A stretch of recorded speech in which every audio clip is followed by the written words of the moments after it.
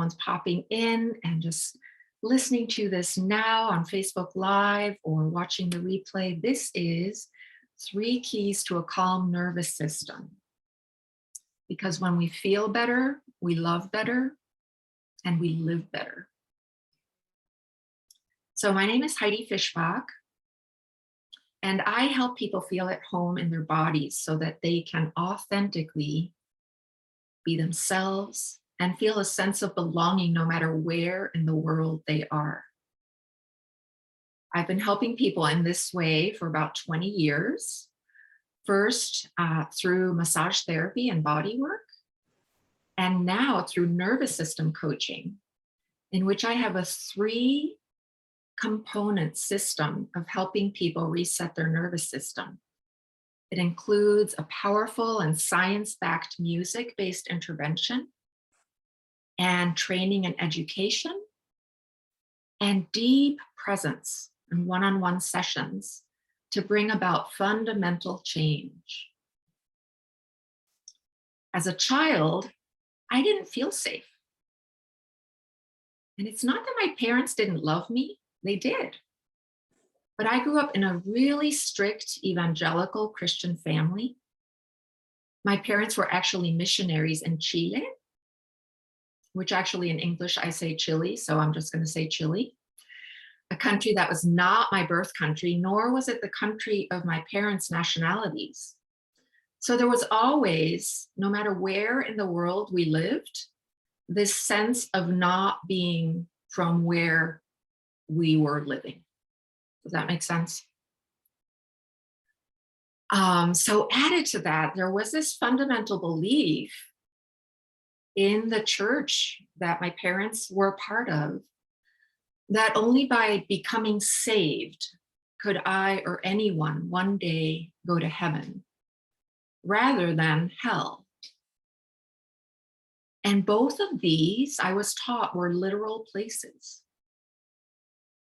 You can imagine, to a child growing up with stories of hell from a really early age, as a lake of fire, a place of demons and monsters, super scary, really scary all the time. And all of this meant that a sense of home, stability, and safety weren't really attainable for me here on earth, because heaven and hell were going to happen after you die. Within my family's church, there was also a really big emphasis on our bodies being the source of sin and badness. So as a child, I believed these things. And as a result, I didn't have a body I could trust. It was actually pretty much the opposite. My very own body, this thing that I woke up with, fell asleep with, got around in every single day, was a source of danger in the form of sin and what I could do wrong, and those could ultimately land me in hell. So even though I became saved over the course of my childhood, I would say close to 100 times, I still didn't feel safe. And in a very deep way, I didn't think I was okay. When I was 11, I was sent to a residential boarding school for missionaries' children in a country, in a place 3,500 miles away from where my parents and my younger siblings and my friends remained. So I went to Ecuador, and the feeling of homesickness for me was unbearable.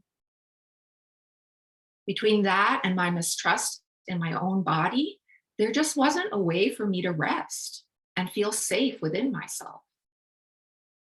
I was constantly looking over my shoulder, like, what was I doing wrong? What was I believing wrong? What was I feeling wrong? All of those things that are such intimate parts of our experience, right? Feelings, what we do, always the underlying belief about it was that I was doing something wrong. And that level of anxiety was exhausting. To get a break from this, I would say now, very understandably, I developed an eating disorder. Food was comfort. It was familiar when my family and friends were so far away. And in an environment where so many things were unacceptable and sinful, it was acceptable. Everybody ate.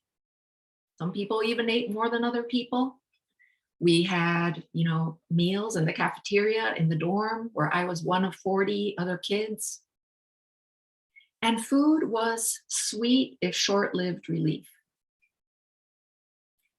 After graduating from this boarding school when I was 17, I returned to the United States, as children of American evangelical missionaries usually do.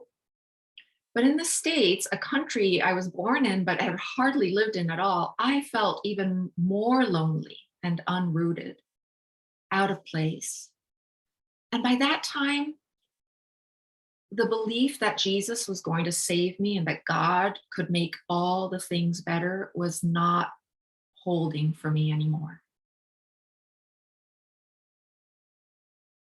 I didn't believe that God was going to save me from my loneliness, from my eating disorder, and from what by then had become actual suicidal depression.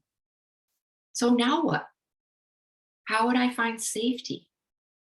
How would I ever be okay if nothing I'd been taught to believe and that I'd practiced really earnestly worked for me anymore? Then I found a man. He was warm, he was caring and smart. He loved me and he wanted to take care of me. This man would be my family, right? And we would make a family together. But my extreme anxiety persisted. And one day I came face to face, such a hard realization that this man and I, the marriage thing didn't feel right for me.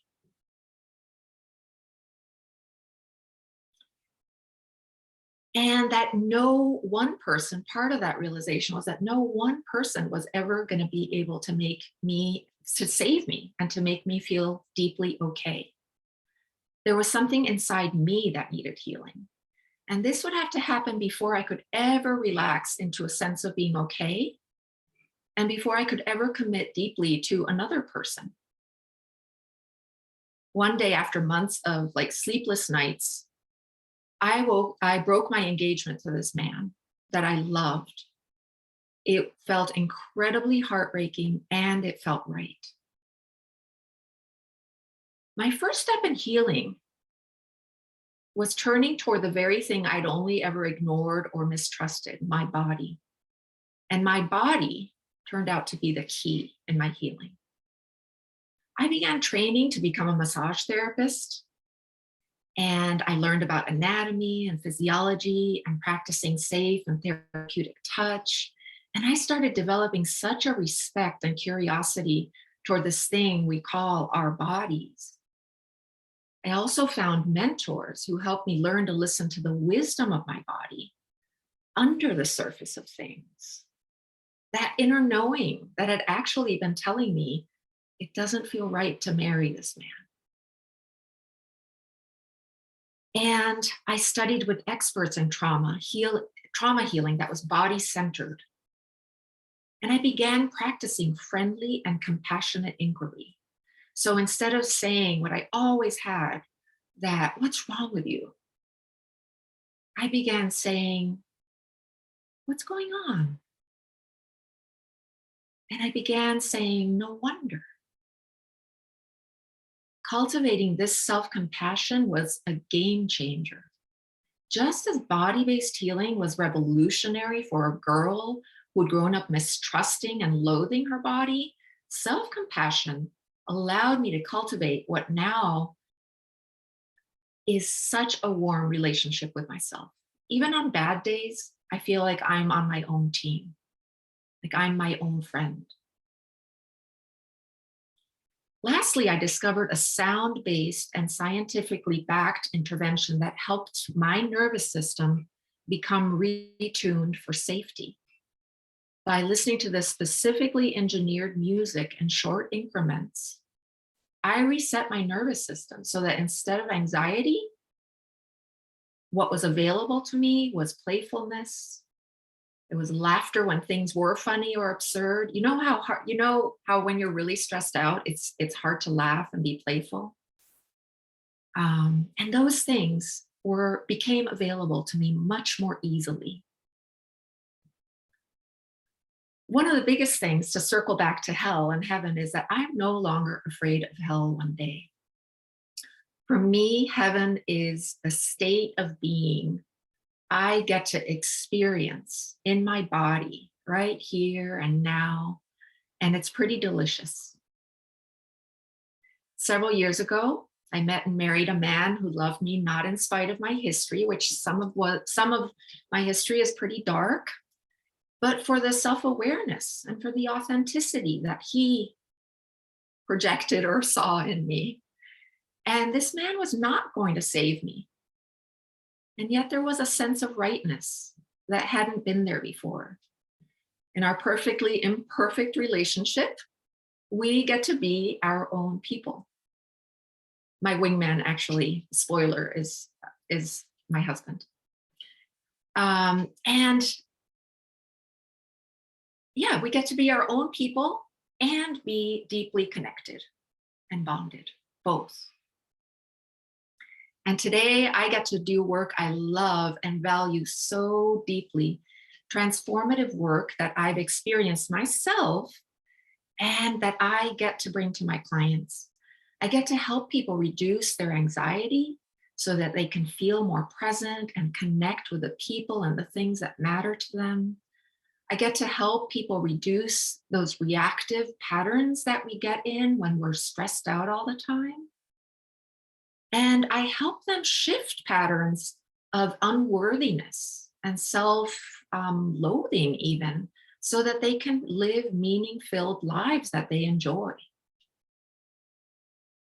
So I'm wondering, as I'm looking at you, I'm wondering if any of you have experienced anxiety that gets in the way of connecting with people who matter to you. Maybe it's even someone that you rationally know is safe and that you would love to connect with, but it's just hard to relax and stay present in the conversation. Or maybe you're reactive and irritable when you would love to be able to listen. Or maybe anxiety shows up for you as like this constant stiffness in your neck and shoulders, low back. Anyone? Unhealthy digestion. Anxiety can show up in unhealthy digestion, right? Yes. I mean, who wouldn't raise their hand about that? Something so basic for us creatures, right? And when I say creatures, just to let you know, I mean that in the most respectful way. I find such comfort in the fact that we have these animal creature bodies and that they're on our side and that they're helping us. We're going to get to that, but that they're all about survival and safety. So you may not have grown up in a strict religious home like I did. Your parents may not have been missionaries. Maybe they were. I think I recognize someone that may have had a similar background. But maybe you have your own version of body shame.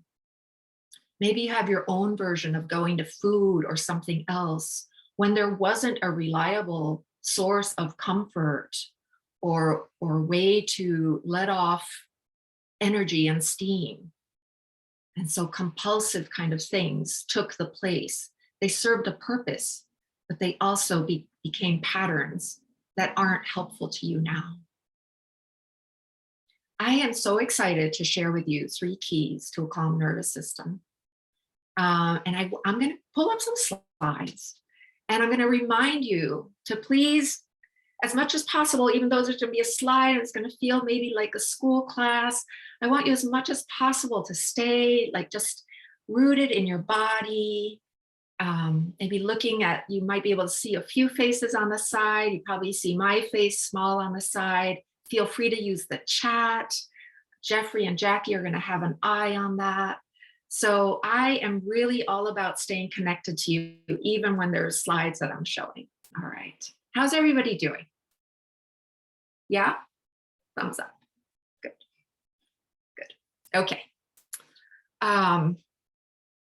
maybe pop into the chat if something resonated for you about stress reactions. And I just want to, like, as much as possible, take the shame out of our stress reactions, because as we're about to learn, all of our nervous system states are in the interest of helping us and in the interest of our survival. So while I do a little technical maneuver that's a little bit stressful for me and find my slides and pop them up, if you want to pop into the chat, just something that may have resonated for you in what I was sharing about myself, feel free to do that.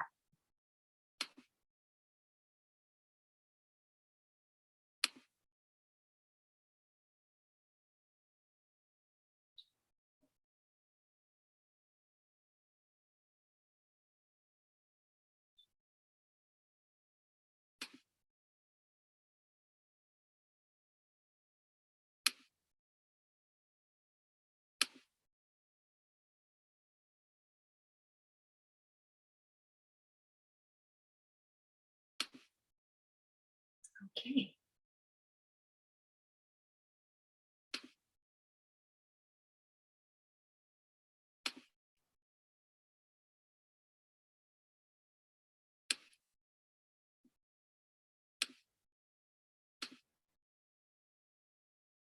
I am going to have a big wahoo when someone lets me know that they can see this slide that says 3 keys to a calm nervous system.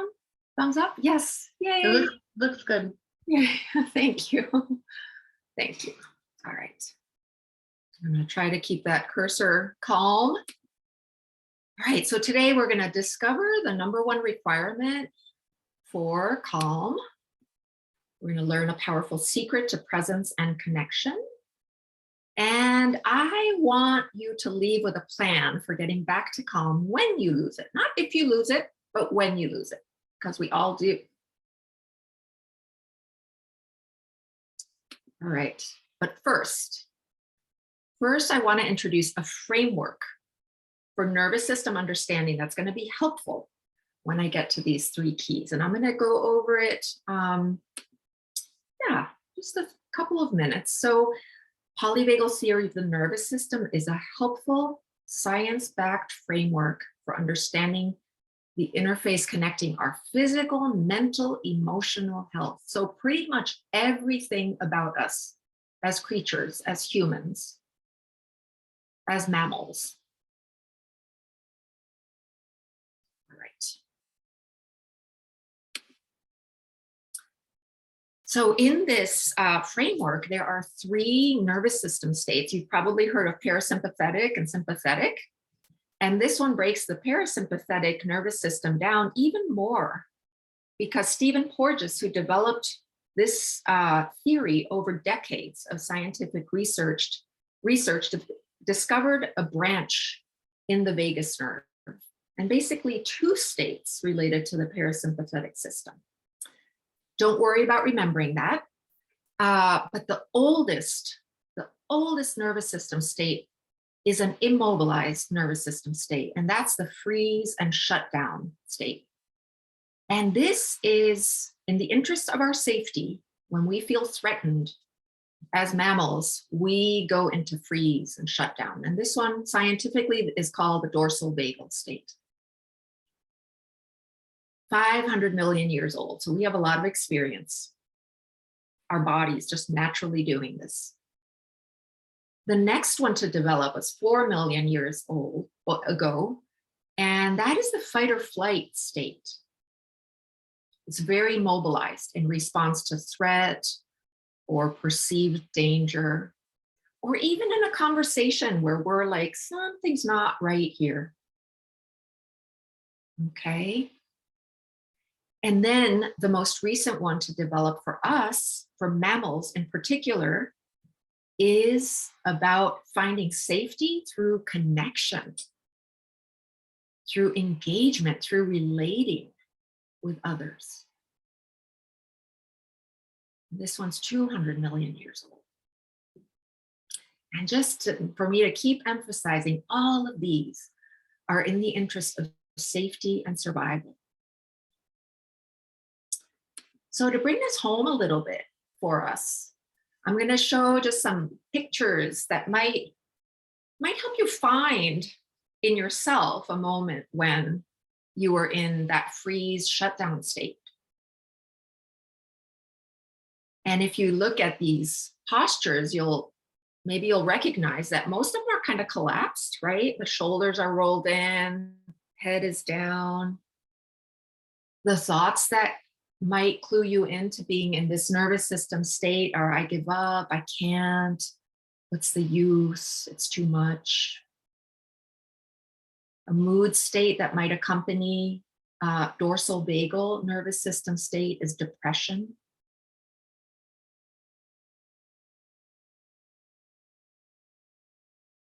Digestive state that might accompany this, if it's like stress-based, might be diarrhea. Our digestion is very affected by our nervous system states, our immune system as well.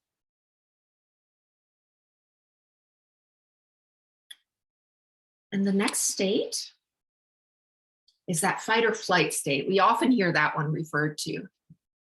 They were in fight or flight.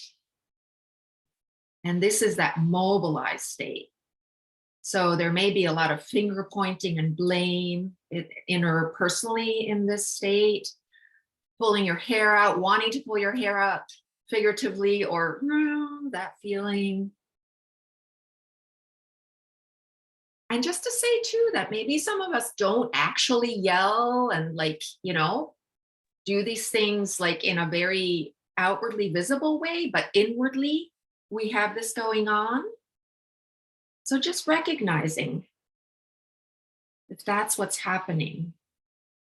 And maybe just even thinking back the last few days or even today, if at some point, maybe in traffic, what a jerk. This nervous system state goes with like name calling, right? Who hasn't called someone a name in their head or out loud? I have both hands up here. Yeah, so this clues us in. We're not feeling safe. We're not feeling safe. We've gone into a defensive or a protective mode. Our bodies might be experiencing a lot of tightness in a sympathetic state. Just a lot of contraction of muscles, like the kind you contract when you're like getting ready to fight, right? In the last one that we looked at, there's like a collapse. And in this one, there's a contraction and tension. And then our favorite, even though none of them is good or bad, just want to say, I want to take the good or bad charge out of all of them. And this one is engaged.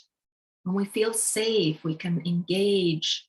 We have our thoughts along the lines of, how about if? Do you want to? No wonder.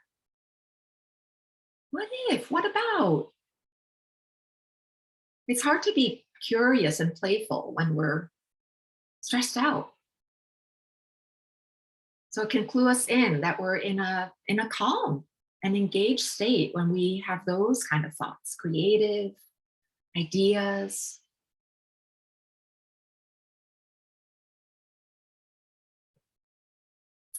So let me get back to the keys. So the number one requirement for feeling calm, and you may be able to guess because I keep saying this word, is safety.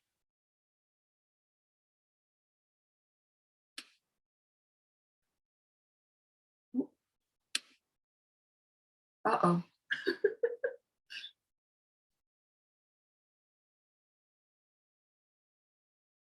For some reason, it jumped to the last slide.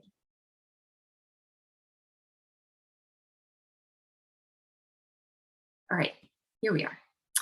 So feeling safe isn't cognitive, it's not rational or thinking based. It's an embodied sense. You can feel in your body, I am safe. think that dog feels safe. I think that person feels safe.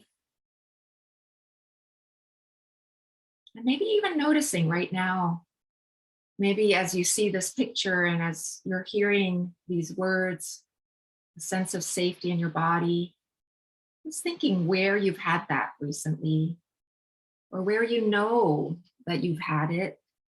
I know a massage table is one of my favorite places of experiencing a sense of safety, like with a trusted person and touch, really helpful. My dog. Feel free to pop into the chat examples of like embodied sense of safety for you. It might be a place in nature.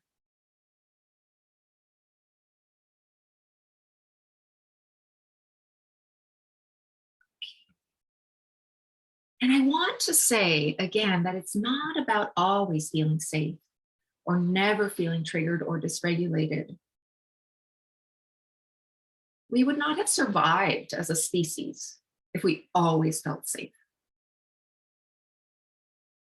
It is about recognizing you feel triggered and have lost your sense of safety, and then knowing how to find your way back. So it's like a map.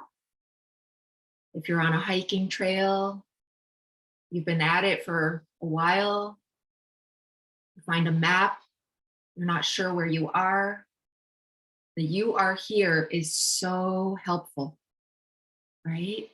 In getting to where you want to go. So even if what's getting your attention is uncomfortable feelings, discomfort in your body, it's cluing you into where you are, what state you're in, so that you can get back to safety and calm. What state are you in? Identifying your nervous system state is like finding that you are here on a map. So I'm going to pull this up again, and I'm just going to invite you to maybe find yourself in some of these. Feel free to drop it into the chat. I put the little dividers just roughly for the different states. Don't worry about the names of them. The leftmost one is the shut down, the middle is mobilized, and the right is safe and engaged.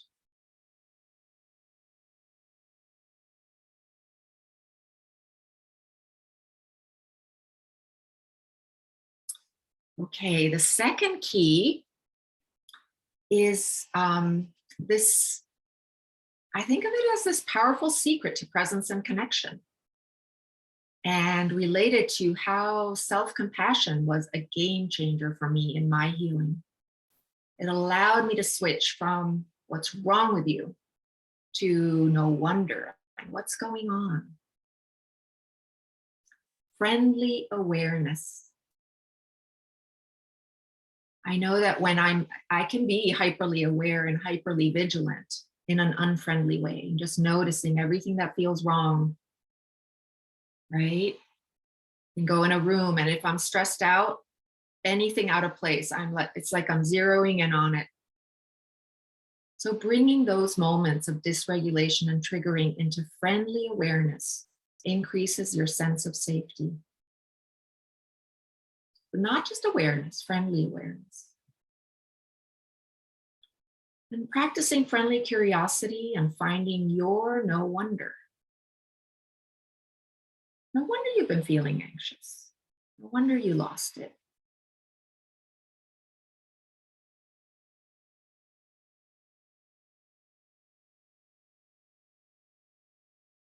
It can be helpful sometimes to think of how someone very dear to us that we maybe even get to take a sense of safety for granted with, how they would be with us.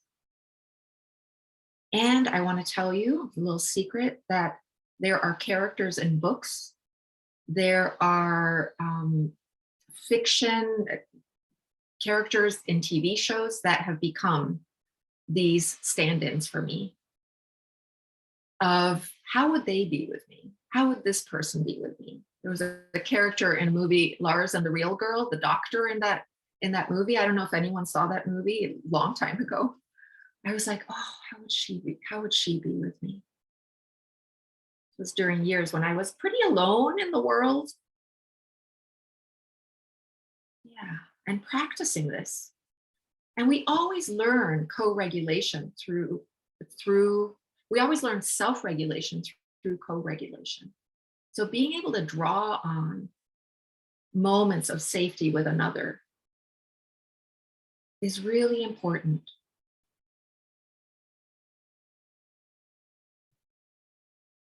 And the third one is having a plan for getting back to calm and connected when you lose it. So I'm going to be helping with that in a moment.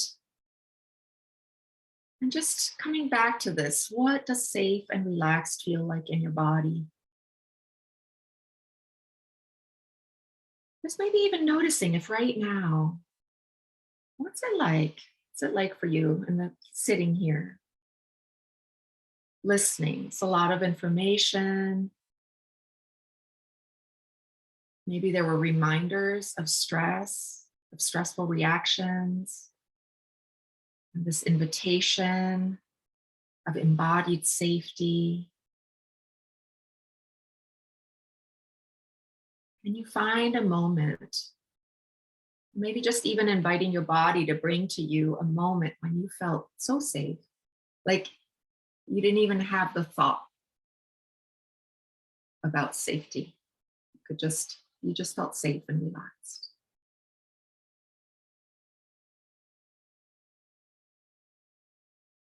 So just a quick little review. The number one requirement for feeling calm is an embodied sense of safety. The secret to presence and connection is friendly awareness. And then having a plan for getting back to calm when you lose it.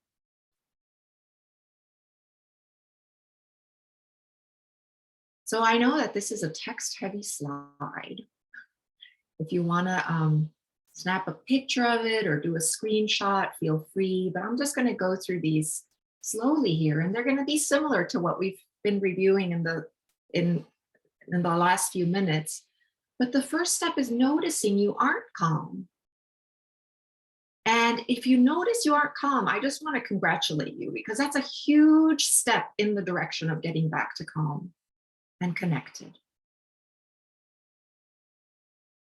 And then getting curious with friendly awareness. What are the cues that are letting you know you're not feeling calm? What's your body doing? What's your posture? What are your thoughts? What are you feeling? And then the identifying where you are, what state you're in. You are here. Just thinking of those three states. Am I in fight or flight? Am I shutting down?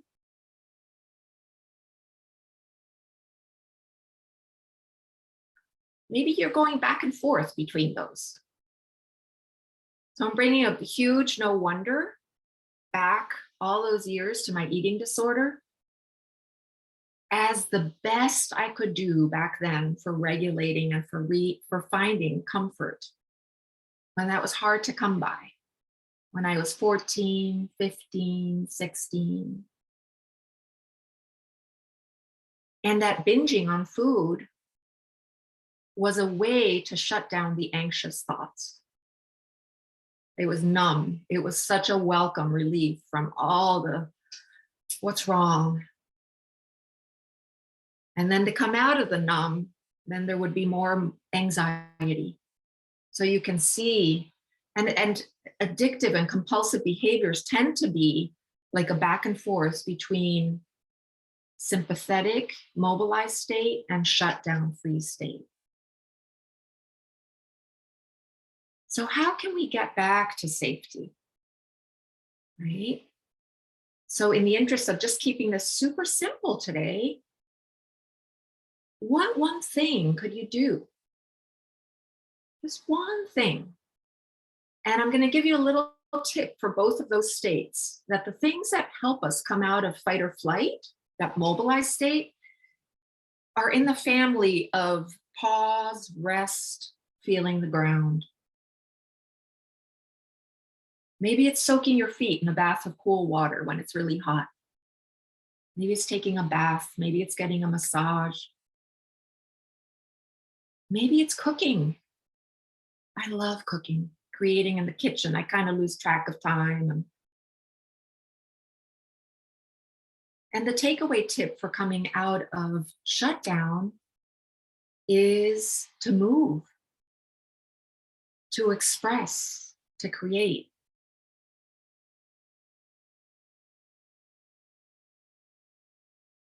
So even if you remember the postures in shutdown, we're kind of collapsed and looking down. Even to look up and look around is one thing. Looking around and maybe even naming what you see and expressing in some way. Drawing, painting, singing, talking to someone, calling someone. And then something that my clients get really good, because we always start with something to celebrate, noticing something. Giving yourself a pat on the back for that thing you did. Like, it's been a hard day and I went for a walk, right? Celebrating yourself, like actually celebrating yourself and starting to notice what polyvagal theory teacher Deb Dana, she calls this glimmers, and they're the opposite of triggers. So starting to notice, because we're wired to notice triggers, and we're wired to notice what's wrong in the interest of our survival, and to start having eyes for pleasant things or a nice exchange with a clerk at the supermarket. Like really to be flexing those muscles of noticing glimmers.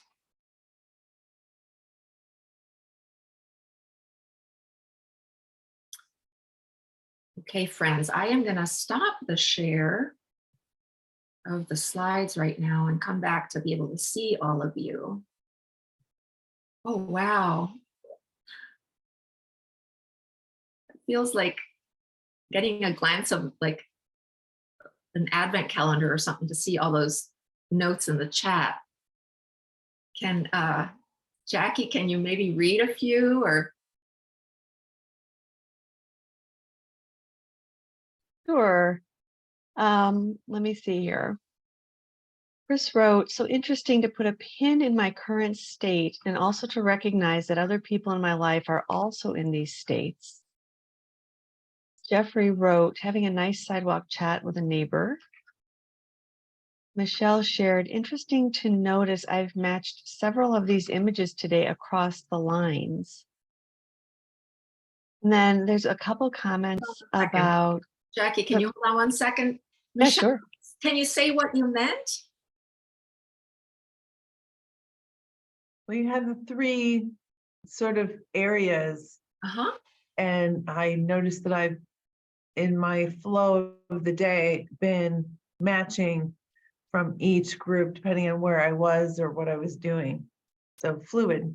Yeah. Not always calm. Not calm. Who can relate? Like a lot of our days are like that, right? Actually, you know, there may be, I would say actually always some sort of back and forth between those. And this is like for another class, and this is like for with my clients will know this, those of you who are here, that there's like hybrid versions of these states. So if you think of safety and mobilized, that's play and movement, right?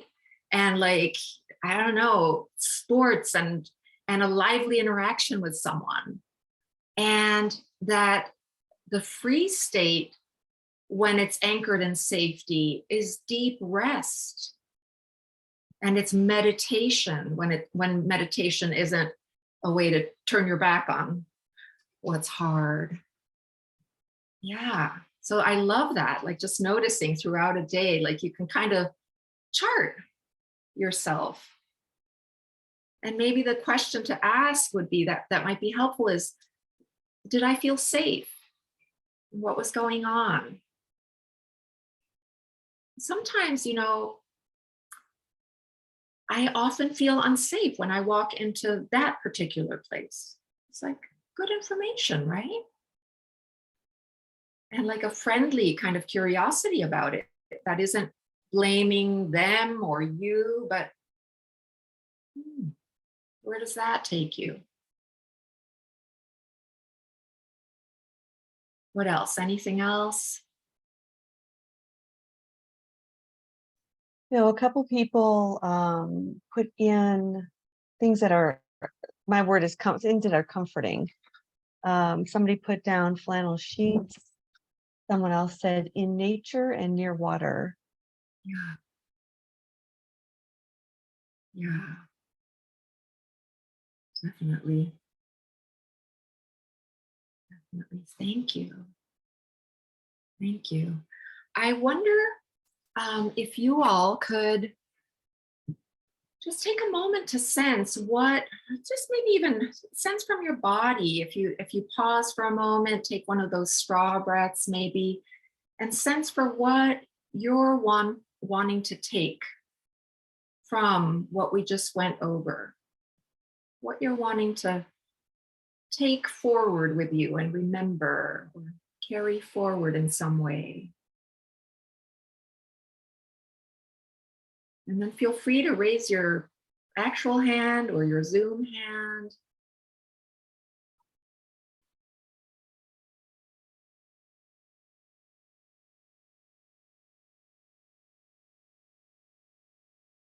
And takeaway from those slides, from what you heard. Maybe an aha or a curiosity.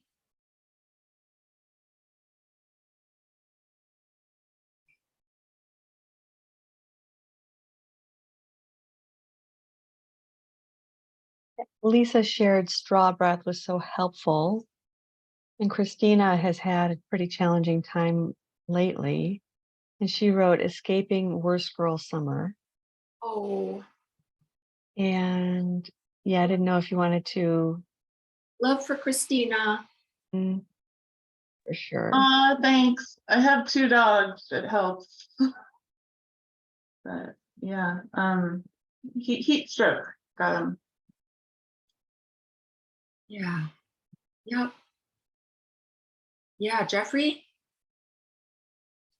I really like the no wonder, and that when I'm in a state, which I often am, it's my body doing exactly what it's designed to do over hundreds of millions of years, and no wonder.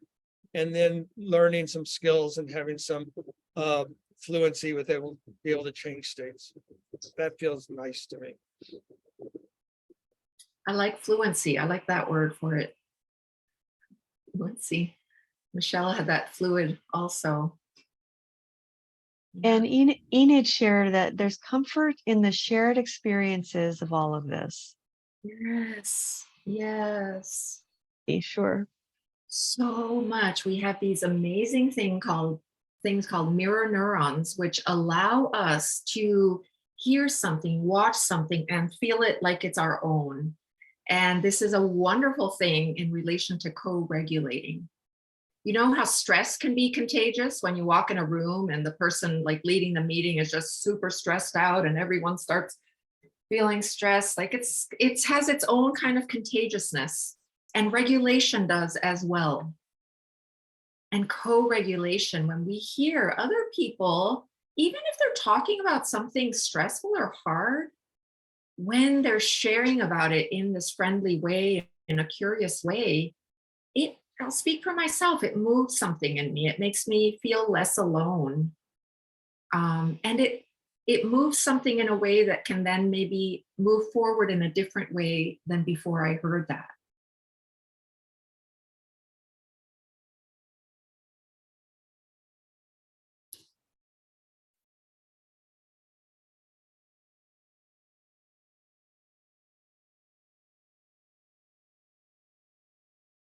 feel like I just want to stare at you guys. Some of you I haven't seen in so long. All right. Let's see. I have I think the last time I saw you, I said I was moving to Seattle and I was going to get a Mini Cooper, my first car, and put a corgi in it. This is that corgi. She's 11. Oh my gosh. Wow. I'm so glad you have her. Yeah, and her little brother's 2. So Oh, just- little brother. Wow. yeah, there's this one. Nice. Sorry, I don't know if everyone wants to see some corgis, but she's my emotional support animal, and then this is my ding dong. Oh, nice. Nice. I could tell by people's faces. She's a big sister. She has to tell them what to do. Oh, very nice. I'm so glad you have them. Really glad. I highly recommend Animal Springs. Yep. Okay. Oh, and I'm seeing a note from Jean there. And thank you so much for this, Heidi. Yes, yes. Don't leave quite yet. I have something for you, but Jean, I'm going to read your note out loud. I find the term friendly awareness so welcoming, kind, and compassionate, and always available like a good friend. Yes, very much so. Yes. Thank you for saying it in those words. Yeah. Friendly awareness. Yeah, I have that image of the woman hugging herself, and yeah, and it's contagious. So I want to,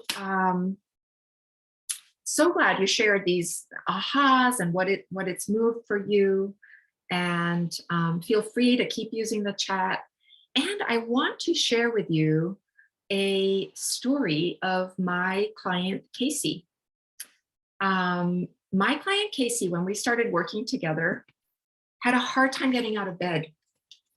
Like, her back was in such pain and her mood was so low that it was hard for her on many days to get out of bed. She hadn't socialized for several years either.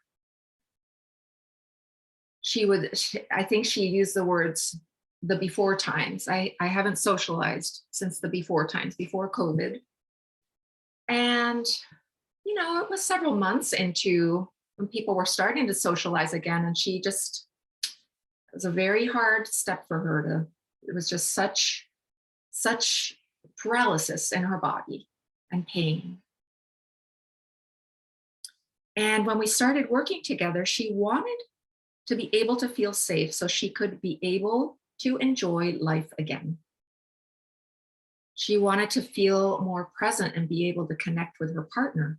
It was getting in the way of the one person that she was sharing space with for all that time.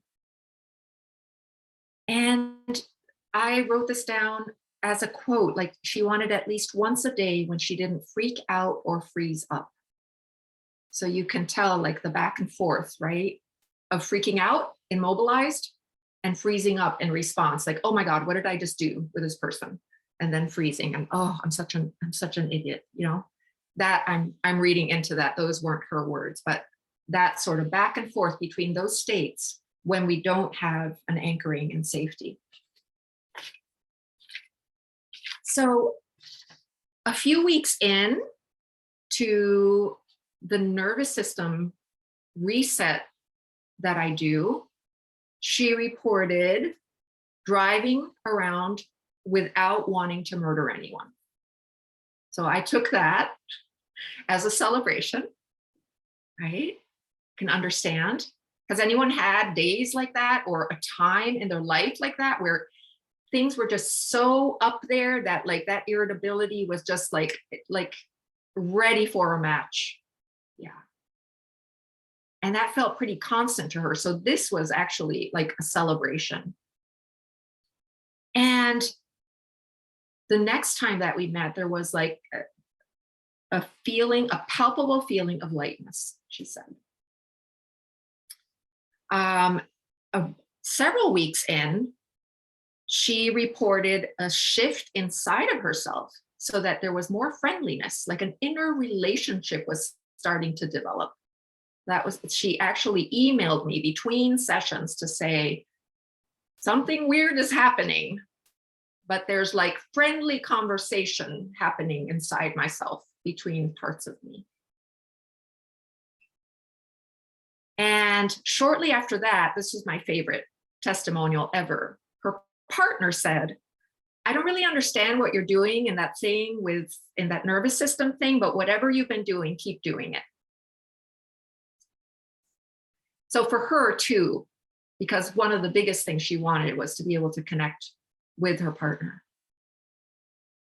And she reported no longer feeling like she was playing whack-a-mole with intrusive thoughts and worries.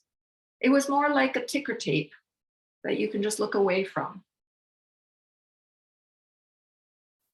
And a couple of weeks after that, her partner again said, after knowing that she'd been on a 45-minute conversation with customer service at an insurance company, I feel my stress level go up just even saying those words out loud. Her partner said, you're remarkably calm. And this was like very unusual for her. And around that time, she co-taught a self-defense class, which is something very dear to her, like a way to give back. And she hadn't done that in person. And toward the end of our time working together, she was riding her scooter around the city that she lives in. And she went to like a weekend get together of people that had the hobby of scootering. It was quite remarkable. And she was just, it was like watching a relationship with herself develop and be able to change how she appeared in the world and how she interacted in the world and what became possible to her from resetting her nervous system. She also reported having like 50% less back pain. It had been so intense in the beginning that she was afraid of walking around the block without falling because back pain can affect your stability. And then at the end of this, like we had walked through a program of transformation that allowed her to be scootering around. So that's Casey, and I got permission from her to share that with you. And I would love that for you. If any of you have heard yourself or been able to relate to something that I've shared about nervous system states, which can become quite stuck in patterns that served us when we were 15, 16, 5, 30.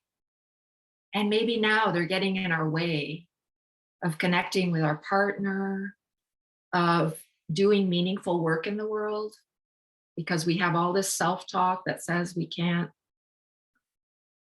do that.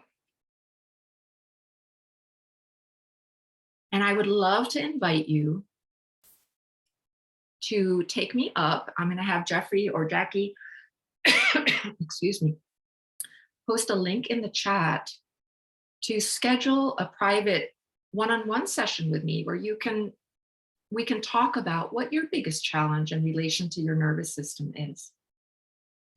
And we can make a mini plan for that.